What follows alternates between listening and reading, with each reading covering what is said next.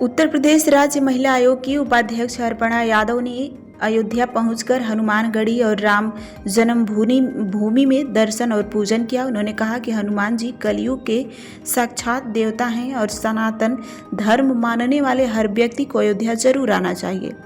अर्पणा यादव ने कहा कि भगवान राम ने स्वयं हनुमान जी को अयोध्या का राजा नियुक्त किया था, इसलिए हनुमानगढ़ी में सभी को दर्शन अवश्य करने चाहिए। उत्तराखंड में हाल ही में हुई बादल फटने की घटना को अर्पणा यादव ने कहा कि बहुत दुखद प्राकृतिक आपदा बताया। उन्होंने कहा कि इस घटना में जिन लोगों की जान गई है उनके प्रति मेरी संवेदना है। उत्तराखंड सरकार द्वारा राहत व बचाव कार्यों के लिए जिस तेजी से फोर्स तैनात की गई है वह काबिले तारीफ है। हाल ही में संत प्रेमानंद महाराज द्वारा महिलाओं पर की गई टिप्पणी पर मचे विवाद को लेकर अर्पणा यादव ने कहा कि भारतीय संस्कृति में संतों का अत्यंत सम्मान है। उन्होंने सनातन धर्म, संस्कृति और सभ्यता की रक्षा के लिए अपना जीवन समर्पित किया। उन्होंने यह भी कहा कि प्रेमानंद महाराज की बातों को तोड़ मड़ोड़ कर दिखाया गया है। उत्तराखंड की रहने वाली है, उत्तराखंड में इतना बड़ा हादसा हुआ है, उसको कैसे देखती हैं आप? बहुत ही दुखद हुआ। वहाँ पर यह प्राकृतिक आपदा थी और धराली में जो है बादल फटने की वजह से काफ़ी जो है उस भूमि का तो नुकसान हुआ ही, वहाँ पर रहने वालों का भी बड़ा नुकसान हुआ है। परंतु मैं समझती हूँ कि मेरी सर्वप्रथम उन सभी जो परिवारों के जिनके परिजन जो है उसमें उनकी आकस्मिक मृत्यु हुई है, उनके लिए मेरी शोक संवेदनाएं हैं, मेरी प्रार्थना है। और बाबा केदारनाथ से मैं बोलूँगी कि उनकी रक्षा करें सबकी, राम जी से, क्योंकि आज मैं पावन राम भूमि पर हूँ, तो भगवान राम से भी यही कहूँगी कि भगवान सभी लोगों की रक्षा करें वहाँ पर जो फंसे हुए हैं। और हमारी सरकार, उत्तर प्रदेश सरकार बहुत मदद कर रही है उत्तराखंड सरकार की। आदरणीय मुख्यमंत्री श्री योगी आदित्यनाथ जी ने संभवतः सभी तरीके की मदद, चाहे आर्थिक हो, चाहे सशस्त्र बल की तरफ से हो, रेस्क्यू ऑपरेशंस के लिए आदरणीय मुख्यमंत्री उत्तराखंड को जो है पूर्ण रूप से जो है आश्वासन दिया है। और देखिए, उत्तराखंड और उत्तर प्रदेश दोनों ही एक ही राज्य था पहले, तो जो है काफ़ी भाईचारा भी है। और मैं समझती हूँ कि बहुत अच्छे से रेस्क्यू ऑपरेशंस चल रहे हैं उत्तराखंड में, तो जो भी लोग फंसे भी होंगे उसमें वो जल्दी वहाँ से बाहर निकल आएंगे। महिलाओं को जागरूक करने के लिए और उनको सशक्त बनाने के लिए क्या अभियान चल रहा है और किस तरह की पहल चल रही है? उत्तर प्रदेश सरकार बहुत ही ज़्यादा संजीदगी से महिला सुरक्षा पे काम कर रही है। और आपको ये जान कर के खुशी होगी, मैं कई बार ये बात बोल चुकी हूँ, ये 1 महीने पहले भी बात मैंने बोली थी। इट्सो की investigation trafficking system for sexual offence में पूरे भारतवर्ष में उत्तर प्रदेश इसमें नंबर 1 पे है। 96.8% एड्रेसल है हमारे पूरे यूपी का सेक्सुअल ऑफेंस के जो केस आते हैं, और उसमें 46.3% से भी ज़्यादा महिला आयोग की तरफ से जाते हैं ये केसेस। तो एट्रीब्यूट हो रहा है कि जो है महिला आयोग काफ़ी अच्छा काम कर रहा है।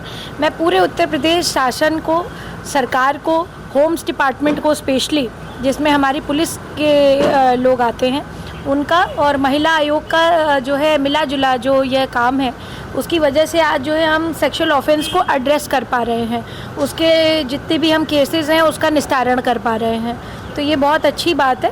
बाकी जो है उत्तर प्रदेश सरकार जो है, आप देख ही रहे हैं, चाहे शेरनी दल का निर्माण हो, चाहे पिंक बूथ का निर्माण हो, जगह जगह पर जो है हम इसका निरीक्षण भी कर रहे हैं और ये बात सुनिश्चित करवा रहे हैं कि कॉलेज के सामने, चाहे आपके हॉस्पिटल्स के सामने जहाँ पे बाल एवं प्रसूति चिकित्सालय हैं, वहाँ पे इस तरीके के महिला थाने या पिंक बूथ्स हों, जिससे जो है महिलाएं सुरक्षित महसूस कर सकें। मार्केट प्लेसेस पे आप देखते होंगे पिंक टॉयलेट का निर्माण कराया गया सरकार द्वारा।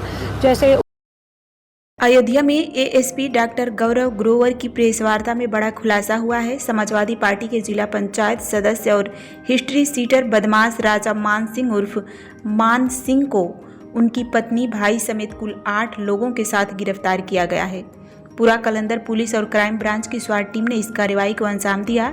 राजा मान सिंह के पास से 8 लाख रुपए बरामद किए गए हैं। राजा मान सिंह पर नकली नोट के कारोबार, जमीन में झूठा निवेश दिखाकर ठगी करने और पैसे मांगने पर धमकी देने जैसे कई संगीन आरोप हैं।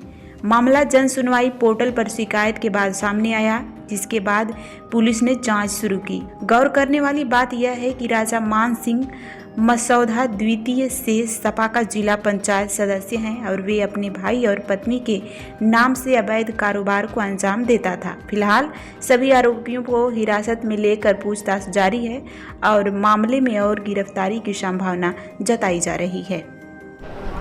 विगत कुछ दिनों से एक सूचना प्राप्त हो रही थी में कुछ अपराधी काम कर रहे हैं, जिसमें कि वो जनपद के बाहर के व्यक्तियों और जनपद के व्यक्तियों को ज़मीन में इन्वेस्ट करने के लिए या नकली नोटों का झांसा दे करके या अन्य माध्यमों से उनसे हैवी कैश का ट्रांजैक्शन करते हैं और फिर जब वो व्यक्ति अपना तगादा करने के लिए आता है तो उसको डर भय दिखा करके फर्जी मुकदमे में या महिला संबंधी अपराध में फंसा करके या उसको घेर करके इस तरह से उसको प्रताड़ित किया जाता है कि वो व्यक्ति अपना पैसा मांगना बंद कर दे।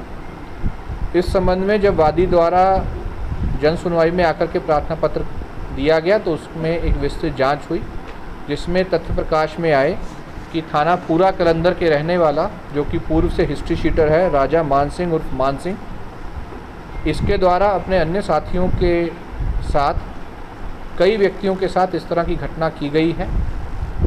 इसमें अभी तक टोटल 2 मुकदमे लिखे गए हैं और बाकी जिन लोगों के साथ घटना हुई है वो भी लगातार पुलिस के संपर्क में आ रहे हैं। आज इस गिरोह के टोटल 8 मेंबर्स को अरेस्ट किया गया है, जिसमें इस मान सिंह, उनकी पत्नी दुष्यंत सिंह, अनूप सिंह, अंजनी सिंह, गौरव सिंह, अमरेश गोस्वामी व उत्कर्ष तिवारी ये भी इसमें शामिल हैं। इनके पास से कैश के रूप में 6.5 लाख के आसपास की रिकवरी हुई है। इसके अतिरिक्त जो और चीज़ें इसमें इस्तेमाल की जाती थी वो रिकवरी हुई है। इंटरोगेशन में या इसके साथ जो पूछताछ हुई है उसमें ये बात सामने आई है कि ये विशेष रूप से कैश के रूप में इसके द्वारा डीलिंग की जाती थी। किसी न किसी माध्यम से प्रलोभन से या डरा धमका करके बाहर के व्यक्तियों से पैसा लिया जाता था और फिर तत्काल उस पैसे को ज़मीन में खरीदारी में या कोई भवन निर्माण में इस्तेमाल किया जाता था। ये जो भी इन्वेस्टमेंट होता था ये मोस्टली इनकी पत्नी के नाम पर है। इस अभियोग में संगठित गिरोह की धारा को भी सम्मिलित किया गया है। आगे चल के इनके द्वारा विगत वर्षों में जो भी प्रॉपर्टीज़ खरीदी गई हैं, जो संभवतः इसी अपराध की कमाई से खरीदी गई हैं, उन सभी को चिन्हित किया जा रहा है। जो भी भवन इसके द्वारा बनाए जा रहे हैं या अर्धनिर्मित है उसको भी चिन्हित किया जाता है। उनके मानकों के बारे में भी संबंधित जो हमारे विभाग हैं उनसे भी रिपोर्ट ली जाएगी और एक गिरोह के रूप में इनके ऊपर मुकदमा लिखने के बाद इनको अरेस्ट करके जेल भेजा जा रहा है।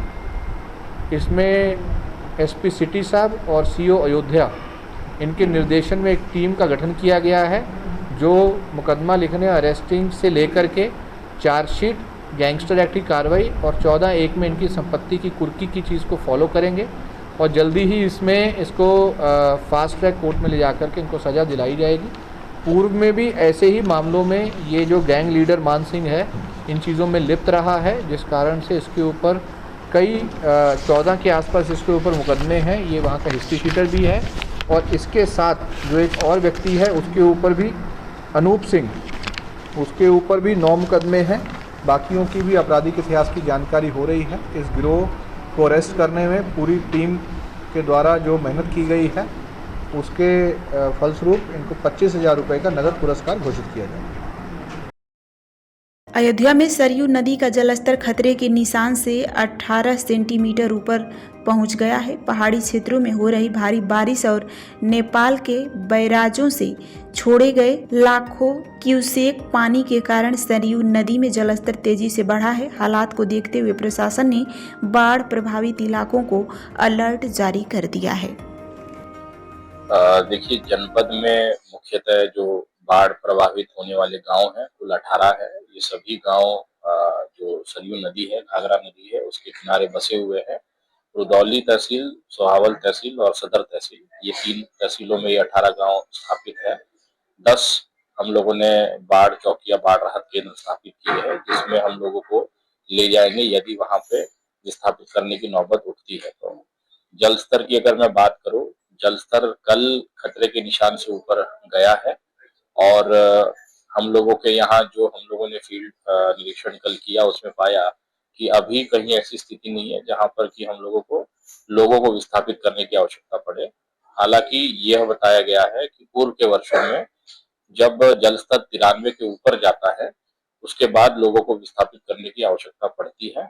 अभी जल स्तर जो है 92.880 है, जो लेटेस्ट हम लोगों ने 10 बजे दिया था। तो अभी हमारे पास स्कोप है। हालांकि कल दोपहर से लगातार जल स्तर जो है हर 2 घंटे में लेने के बाद भी 0.01 मीटर बढ़ रहा है। तो पूरी आशंका है कि आने वाले समय में कुछ क्षेत्र प्रभावित हो सकते हैं। उसको देखते हुए हम लोगों ने बाढ़ चौकी एक्टिवेट कर ली है। सभी अधिकारी फील्ड में हैं। सभी अधिकारी ग्राम प्रधानों और गांव में जो हमारे कर्मचारी है उनके संपर्क में है। आवश्यकता पड़ेगी तो लोगों को विस्थापित करेंगे, उनको राहत समूह, और अगर कहीं पर किसी को रेस्क्यू करने की आवश्यकता होगी तो वो बचा। खीरी जिला के औरंगाबाद पावर हाउस से जुड़ी इछना व लिंक लाइन फीडर पर बिजली आपूर्ति एक सप्ताह से भी बहाल नहीं हो सकी, जिससे सैकड़ों गांवों के लोग अब अंधेरे में जीने पड़ रहे हैं। बृहस्पतिवार रात 11 बजे से गुल हुई बिजली के बाद अब तक क्षेत्र में मुश्किल से 1 से 2 घंटे की आपूर्ति हो पाई है, और वह भी 24 घंटे के अंतराल पर। बिजली कटौती इस समय गंभीर स्थिति से औरंगाबाद, हरदमा, श्रीरामपुर, निजामपुर, पिपरी, अजीज, बीरमपुर, ढकिया, देवी, कोहल्ला, ओरदहा, कल्ली सहित दर्जनों गांवों के लोग बेहाल हो उठे हैं। ग्रामीणों ने बरसात के बावजूद खुद आगे बढ़कर संविदा कर्मियों की मदद की, लेकिन स्थिति जस की तस बनी हुई है। अधिकारियों की माने तो इसकी वजह बरसात, हाई टेंशन लाइन ब्रेक होना और लोकल फॉल्ट है, लेकिन ग्रामीणों का आरोप है कि यह सब विभागीय लापरवाही का नतीजा है। जब इस बारे में अधिशासी अभियंता मोहम्मद नरेंद्र कुमार से संपर्क किया गया तो उन्होंने कहा कि वे ऑनलाइन इमरजेंसी मीटिंग में हैं और बिजली बहाली को लेकर कोई जानकारी नहीं दे सकते। ग्रामीणों का कहना है कि वे हर बार जल्द बहाली के आश्वासन सुनकर थक चुके हैं। अब वे चाहते हैं कि जिम्मेदार अधिकारी मौके पर आएं और स्थिति की हकीकत देख लें। लोगों ने शासन प्रशासन से तत्काल हस्तक्षेप की मांग की है ताकि इस भीषण गर्मी और अंधेरे से राहत मिल सके।